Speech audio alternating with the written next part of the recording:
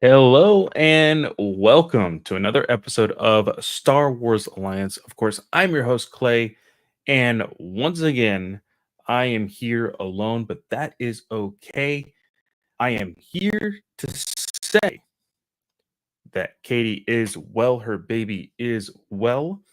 We got to see some pictures, and she is doing good, and everything is great. So, really happy for all of that. Now, I want to go ahead and jump right into this because I just got done with my second viewing of Tales of the Empire, which is our main topic of today. But we do have some news to get through. Now, there's going to be some stuff on Skeleton Crew. I am going to be sharing a little bit of spoilers with a grain of salt because this scooper has been a hit or miss recently. So we're going to be talking about that as well as we have a trailer that dropped for could quite possibly be my favorite Lego Star Wars movie. So I am so pumped for what is to come in uh, all that is encompassing in this episode of Star Wars Alliance. Of course, we are a part of the GUA network. All of that stuff, links to all the other shows and everything else should be down in the description below. And yeah, so let's jump right into this.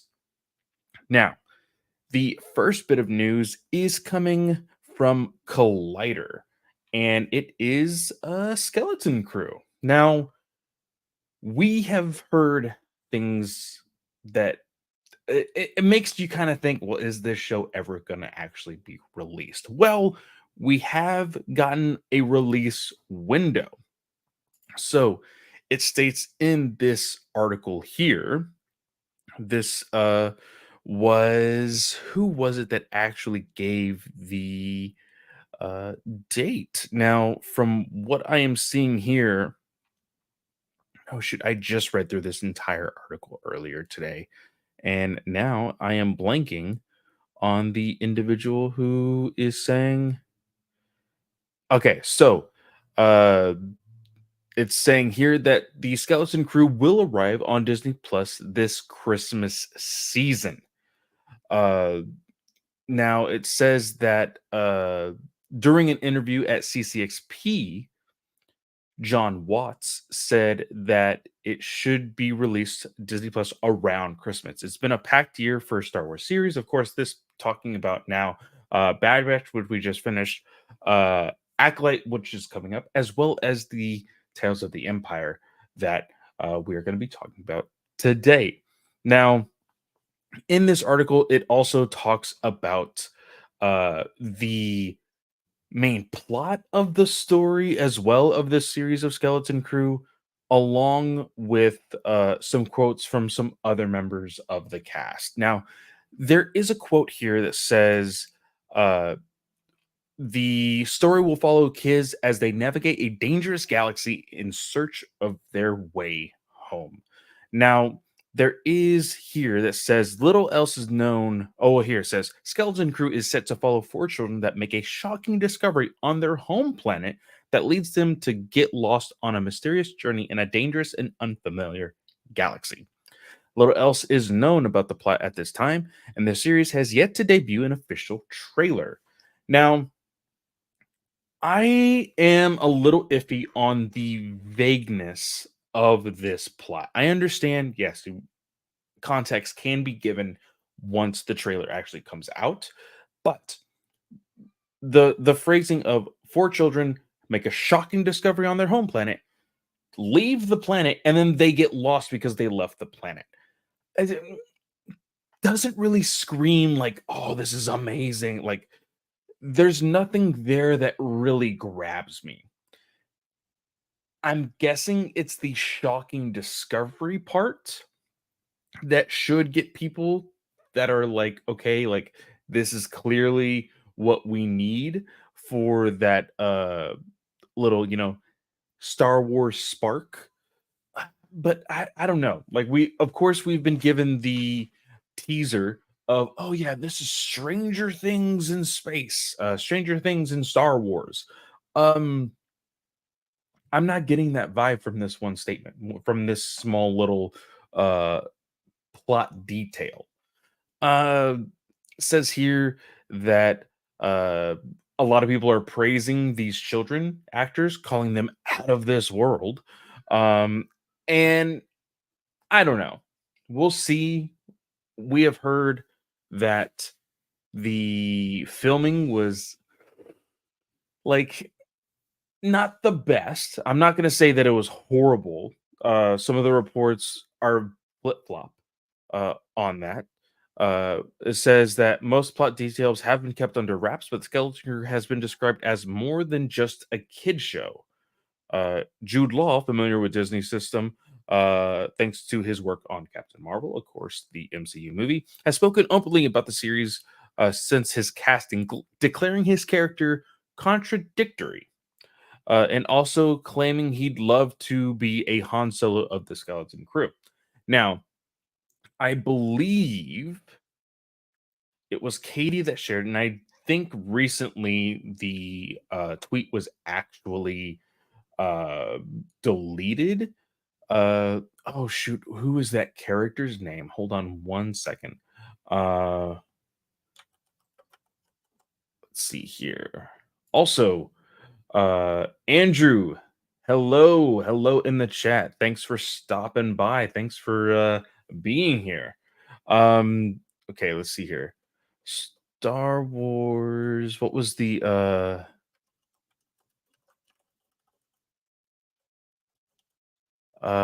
no, not that one. Oh shoot, I can't remember.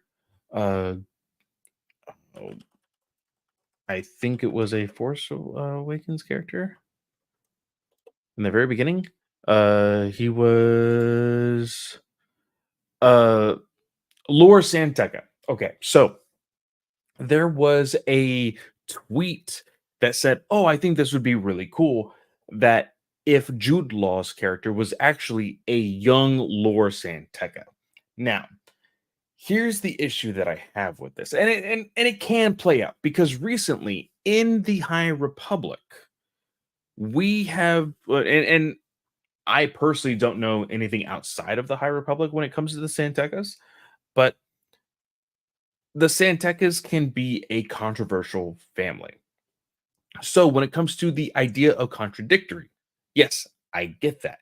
But looking at Laura Santeca as a character from uh the Force Awakens, as well as it was Adam Christopher's book. I am forgetting the title. Shadow of the Sith. Laura Santeca was also a part of that, and he doesn't really seem like a contradictory character. Um, so I don't know. I'm I'm I'm always willing to be open to new things when it comes to these Star Wars shows. Also, by the way, on Star Wars Day, just recently passed, I was able to sit down and watch a couple of the newer episodes of Young Jedi Adventures with my daughter. Great show. And I ended up watching a couple episodes of Star Wars Visions. What did you guys do on Star Wars Day? So leave those in the comments down below on the YouTube channel. Hit me up on Twitter or Threads or Instagram. Let me know what you guys did for Star Wars Day. But yeah, going back to this whole thing with the Skeleton Crew and the possibility of Jude Law being a Santeca. The idea of the contradictory statement. Yes, the Santecas are contradictory. Um, him being a lore Santeca, I could see this being like a okay, like I am humbled and become the Santeca that we all know from Force Awakens and from Shadow of the Sith. I can believe that. I can see that happening. Now, from what we now know, and I think we've known this for a while, Skeleton Crew's timeline is taken uh is to be roughly around, it says here, when is Skeleton Crew set? Skeleton Crew is confirmed to be set in 9 ABY. Of course, that is after the Battle of Yavin, meaning it takes place roughly around the same time as The Mandalorian. Now, the statement here in the article brings up the fact that it is unclear that Pedro Pascal's Din Djarin as or Grogu will appear in the series, but with Favreau and Filoni involved, it's impossible to rule them out. Other potential cameos could come from characters who are known to be around at this time, that being, of course, Ahsoka Tano, Boba Fett. But it also states, but this is completely possible and remains to be seen that Skeleton Crew will stick to its own characters instead of relying on previous established entities. I think with a show like this, with literally no known Star Wars characters, not actors, known Star Wars characters, it is hard for me to believe that nobody that is within the known universe of Star Wars is going to show up. I think that it would be a little bit of a mistake. I get it. I understand. People are like, oh, well, it's Star Wars. People are going to watch it. Look at Andor. Look at Andor. It is critically acclaimed among fans, but it wasn't hugely watched. And it's, I would say, mainly due to one, there's a lightsaber problem that we always talk about. And two, there was no known Star Wars characters other than Cassian. He is the well known, previously shown character from Rogue One. Now, of course, you have Mon Mothma and those characters, but those aren't the quote unquote staple characters that people gravitate towards when it comes to Star Wars movies. So people like a Luke Skywalker, Princess Leia, Han Solo, Chewbacca, Yoda, all those characters. There wasn't anybody like that. Boba Fett, even. So I think that there has to be a hook. There has to be something that says, hey, all of you who love Star Wars, but in a general sense, not necessarily hardcore fans, this is why you're going to watch this show. So I do believe there will be cameos. Unfortunately, I think there will be a cameo that will be shown in the trailer for that said hook. So we shall wait and see. But Collider did also put out an article saying that the Skeleton Crew has gone back in time to do some really cool special effects works using stop motion and old school matte paintings. Now, I believe Phil Tippett, Tippett,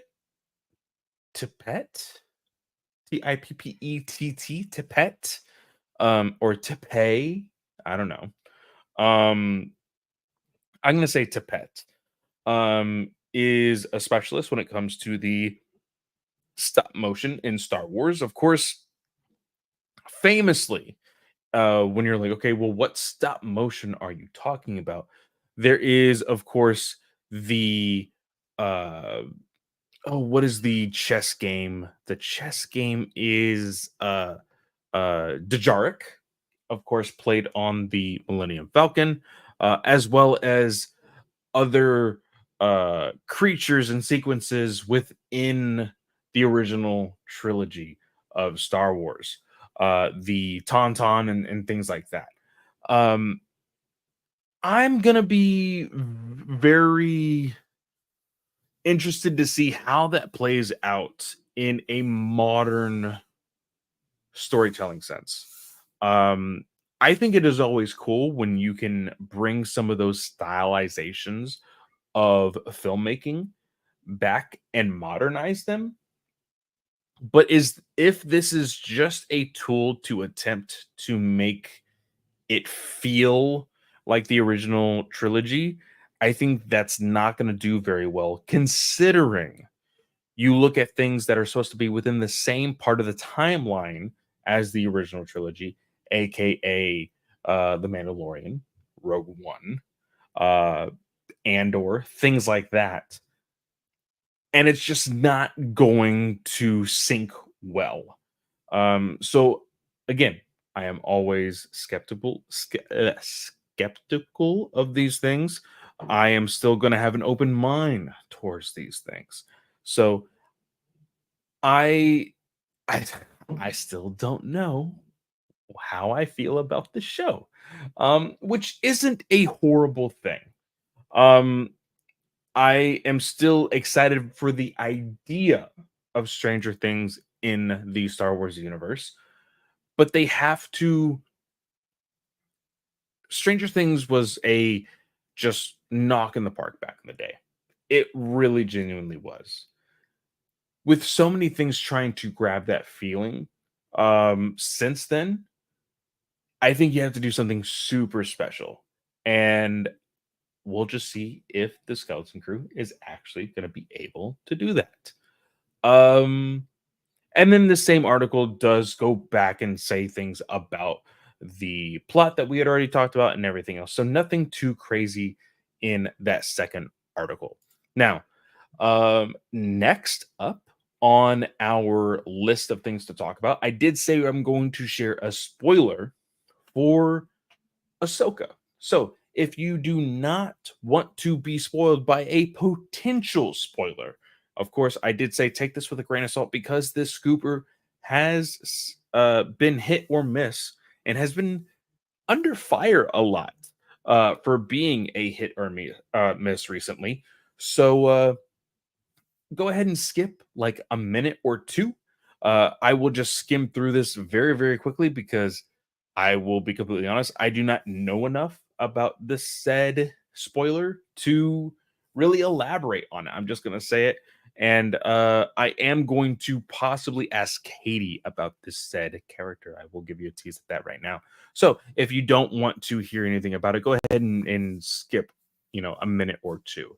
So three, two, one, you've had your warning. All right. So my time to shine hello on her X subscription thing.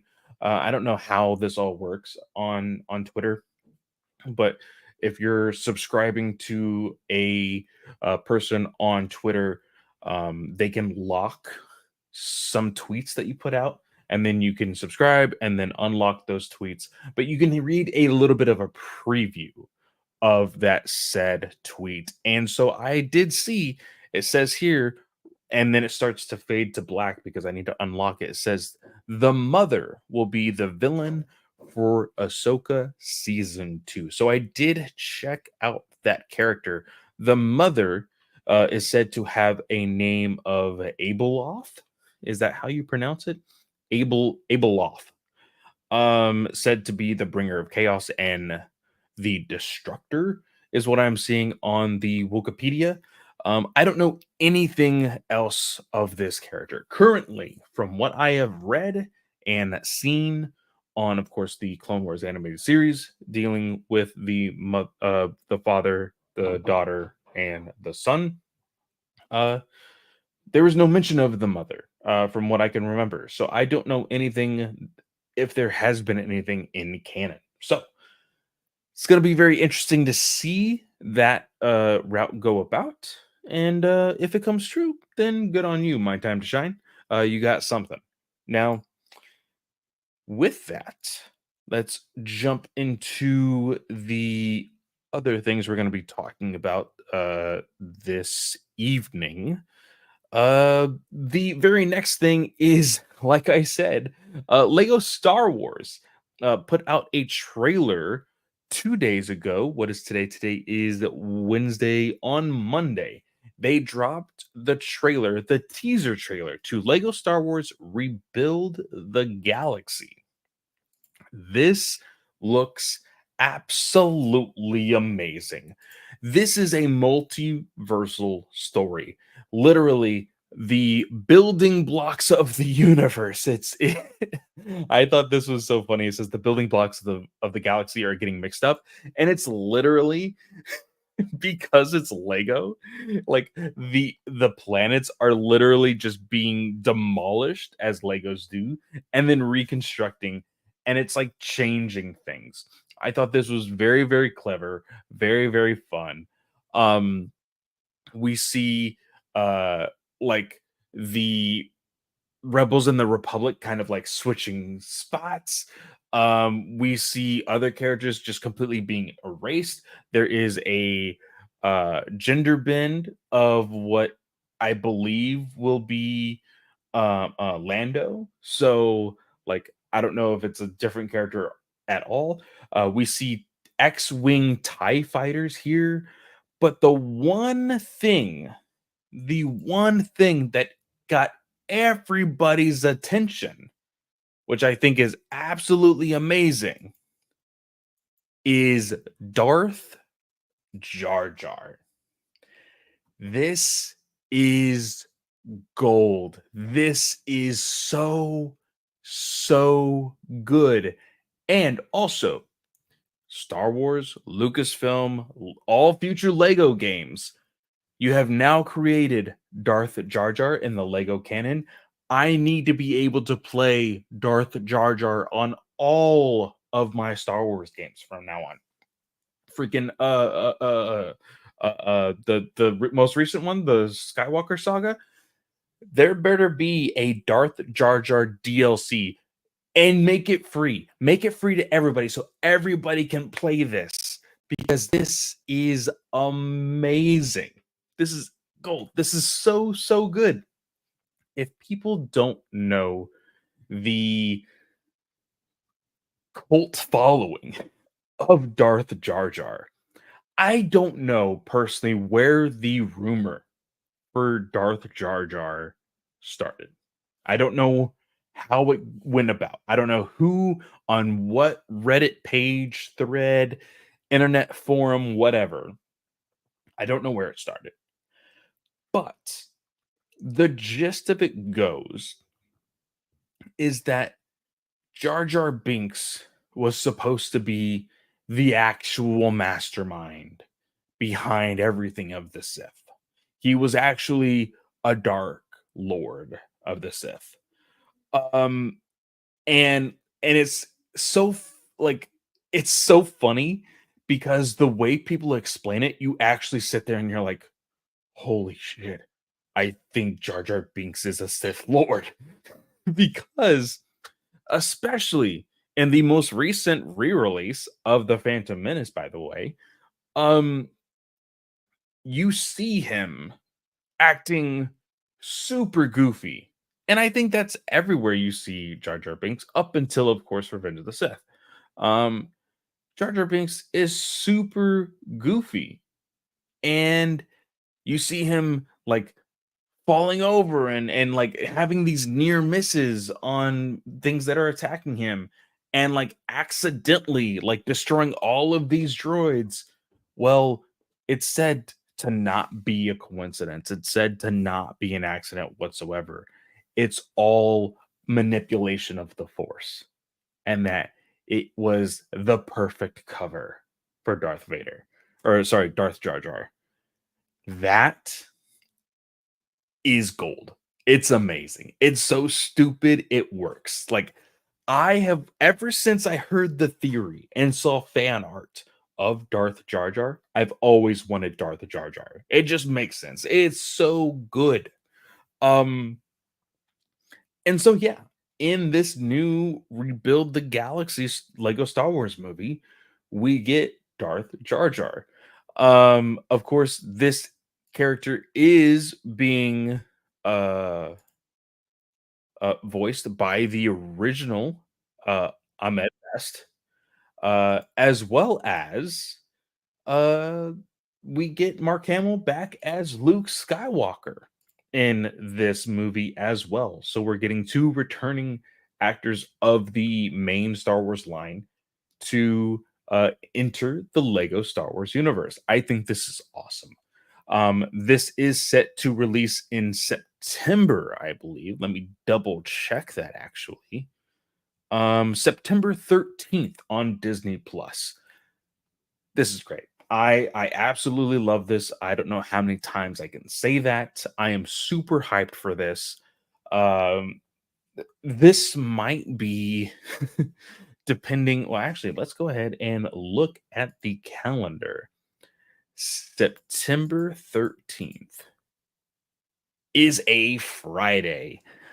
I might be asking off or requesting off or getting sick on that day just to watch this movie with Amberlyn.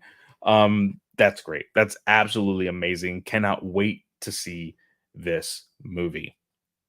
Now, uh, the last bit of news, quote unquote, um, in this week's segment is that also related to Lego. A new Lego Star Wars Destroyer with the first ever Cal Kestis minifigure is now available to pre order. So, if you guys collect Star Wars Lego stuff, we now have a Cal Kestis Lego minifig, which I think is really, really cool. So, go pre-order that. That's awesome. Now, the main topic of tonight is, of course, the Tales of the Empire. There are a total of, I believe, 5 episodes. Let me double check here. 6 episodes. Uh, 3 episodes that follow Morgan Elsbeth, and 3 episodes that follow Barris Offee. Now, I'm going to go ahead and tell you I did not care about Morgan's story at all. This didn't give you much insight. It gives you like a little bit of like a, oh, hey, this is what happened. Oh, okay, this is where they met Thrawn. Like, oh, like these little things that kind of just add nuances to her story, I guess. Um, I didn't care for it. Like, not really.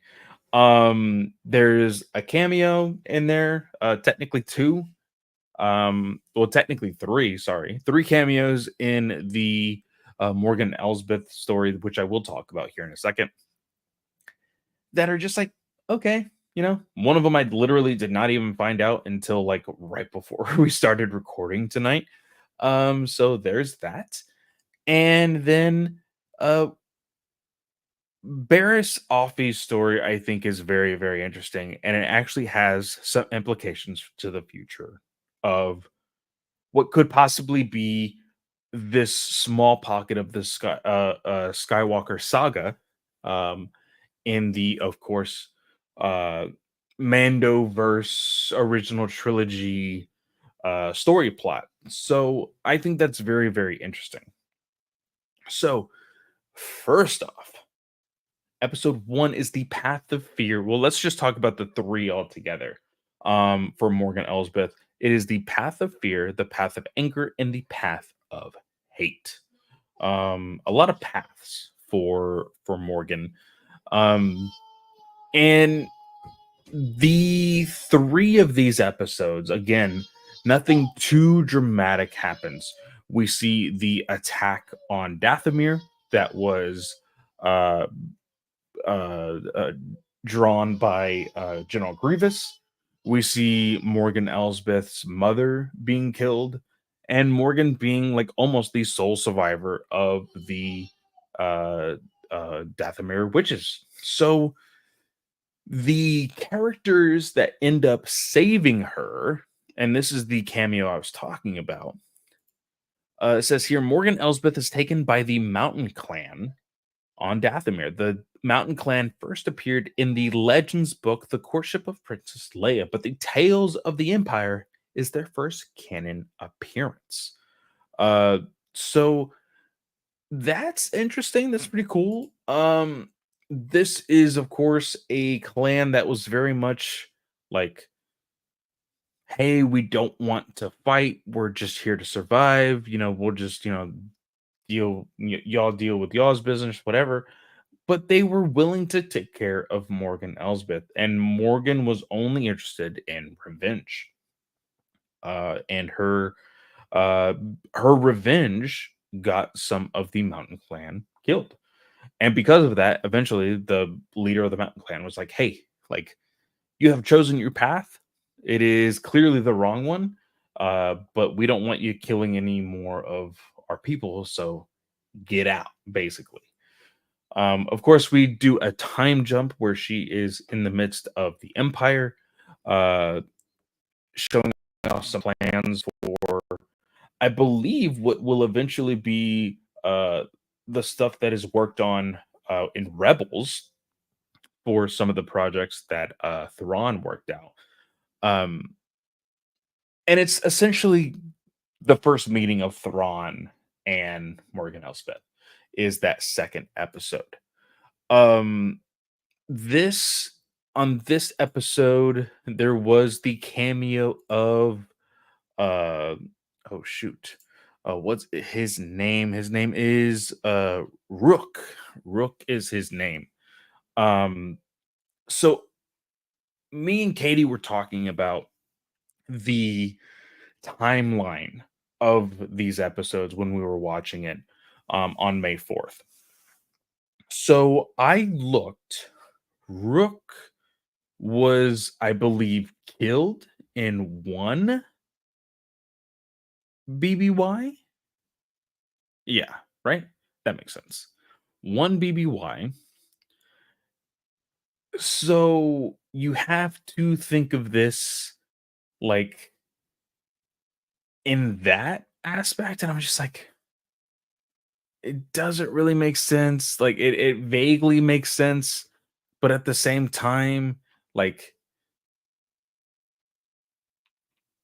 Thrawn looks a little younger than what he clearly was in Rebels. I'm not entirely sure. It was a little wonky. So we'll see how all that goes. Um, I wish Katie was here to kind of help me with it. She's the timeline person, uh, for sure. Um, Now the Path of Hate, this third episode. Um, This I do not recognize any of these characters whatsoever, other than the distress signal was actually for Bo-Katan at the very end of the episode, um, and that is, of course, the basically the introduction to where we see uh oh shoot, what is this planet? I can't remember the planet's name. Uh, Caledon? Caledon? Yeah, one of the two. Um, so where we first see live action Ahsoka in The Mandalorian.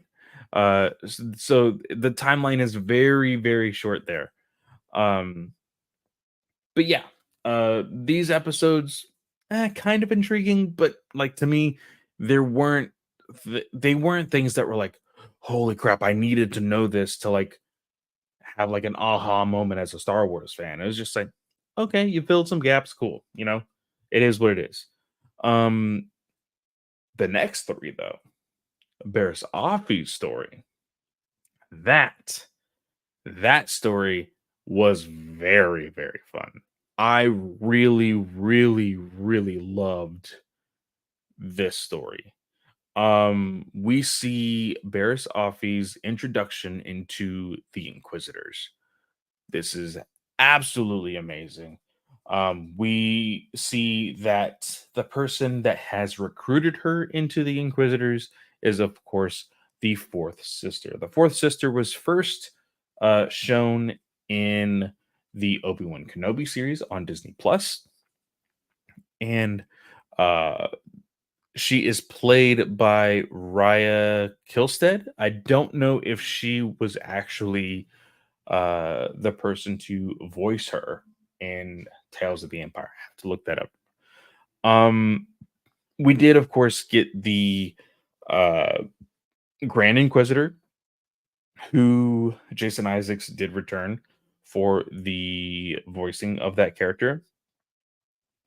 And her whole story through this is actually part of a legend story. Katie actually shared with us in our Star Wars Alliance chat a cover of a story that is called Star Wars MedStar, and it's like a Clone Wars novel. Um, and let me go back to the Easter egg stuff.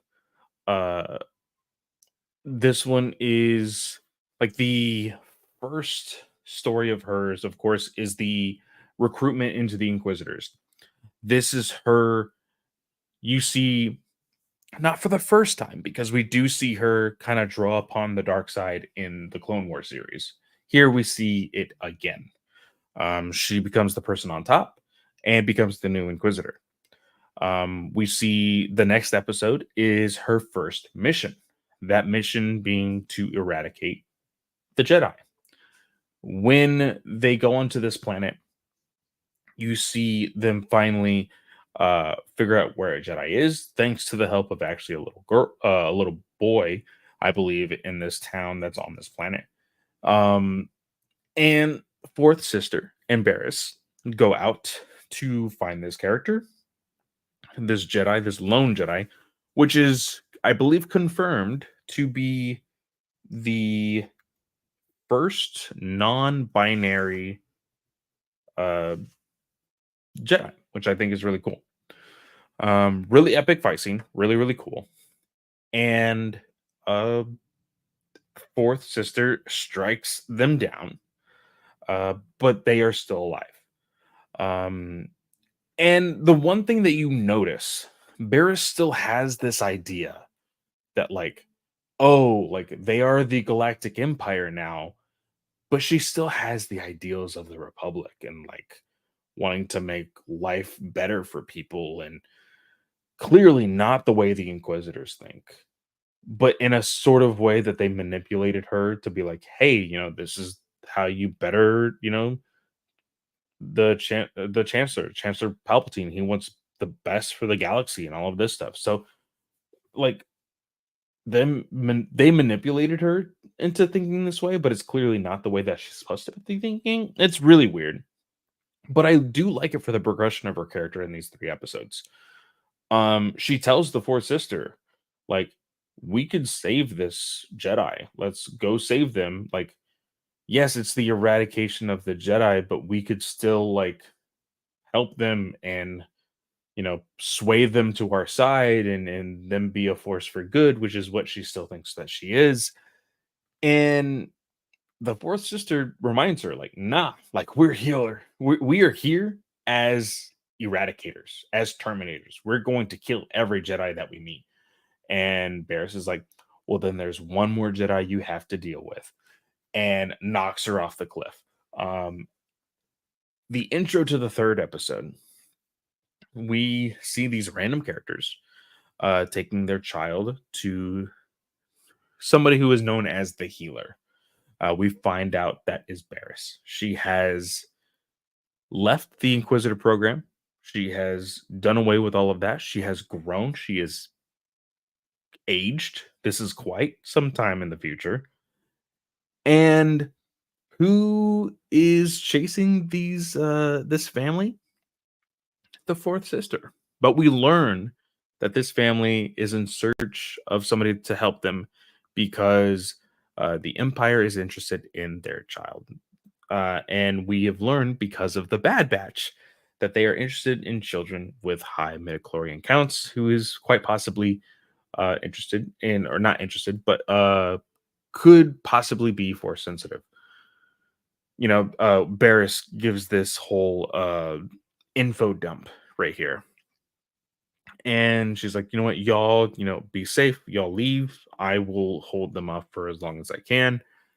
And there's this conversation between her and the fourth, and just saying, like, hey, You don't have to do this," and kinda teasing her a bit, like, with, like, I think it's so badass that at this time, much older Berzoffi is like also wise, and she like for the first like lightsaber fight, it's not even a lightsaber fight because Barris has her hands behind her back and is just able to dodge like all of these moves and slashes and stuff. And I think it's great. It's absolutely amazing.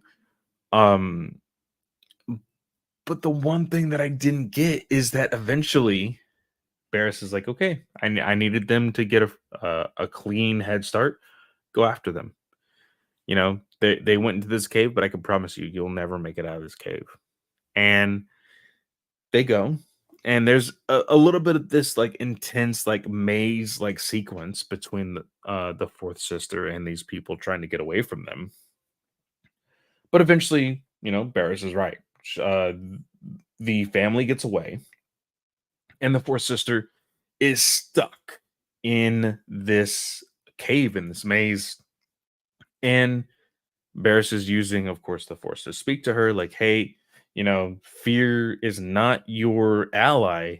It's very much hindering you in this whole endeavor in this cave.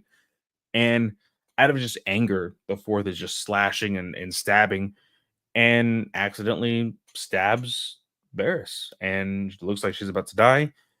And it seemingly seems like the fourth is helping Barris out of the cave because that's clearly what we see at the end of the episode. And to me, this indicates that Barris is alive. Like it didn't show her dying. And I told Katie, and this is the exact quote. Let me actually grab my text because I thought this was actually really funny. Uh I said the Inquisitors were a really bad bet for the Empire. The only loyal ones were killed in rebels, and everyone else either turned, that being Barris, and now seemingly the fourth sister, as well as Rhea and uh, oh, and uh, technically the Grand Inquisitor and rebels, like all of these Inquisitors are turning on the dark side. Um, or you have Inquisitors that were also killed by Vader. So like it's just a horrible program to be in, and a horrible idea for Vader to even come up with. So Vader and Palpatine, I guess. Um, but yeah, very very interesting. Uh, I said that is a big possibility that we see Barris in Ahsoka season 2. If not Ahsoka, then the Heir to the Empire movie. I think we will see Bears in live action soon. It just makes sense. Or there is a huge outcry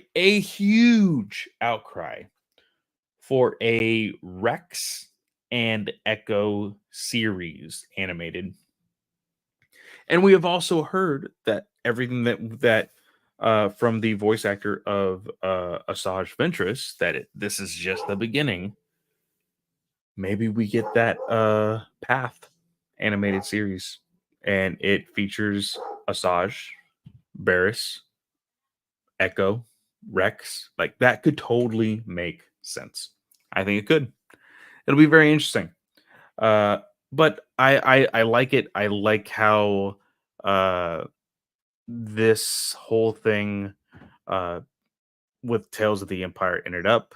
Again, like I wish they would have chose somebody else other than Morgan Elsbeth. I can't tell you who, but Morgan's character, like I saw what I needed to see in Ahsoka. Honestly, there's nothing there in these 3 episodes that was eye opening to me, and it may be completely different for other viewers, but it just didn't work for me personally.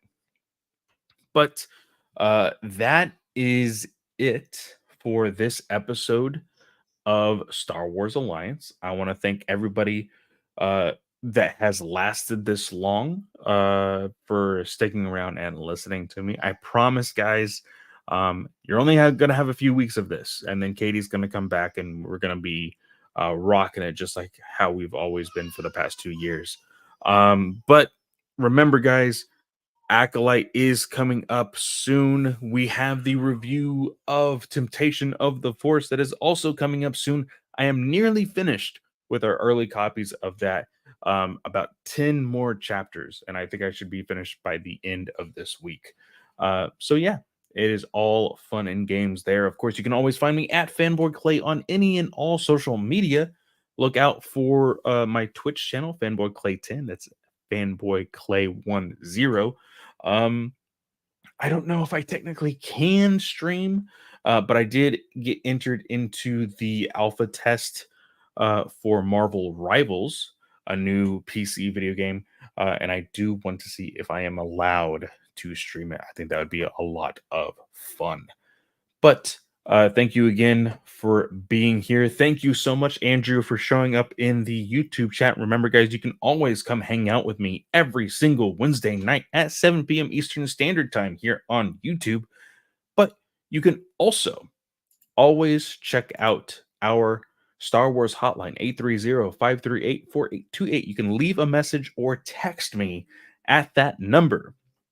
We do vex these messages and voicemails. Give us a username of some kind. Don't give out any personal information, please. uh yeah, and we can talk about it here on the show. That would be a lot of fun. But if you don't want to use the phone to text or anything like that, you can always email us at starwarsalliance@gmail.com. Of course, that is Star Wars, StarWarsAlliance, Star Wars Alliance without the A in the word wars. So StarWarsAlliance @gmail.com. Guys, thank you again so much for being out here. Uh, Thank you so much for listening or watching, and we will see you guys next time. May the force be with you.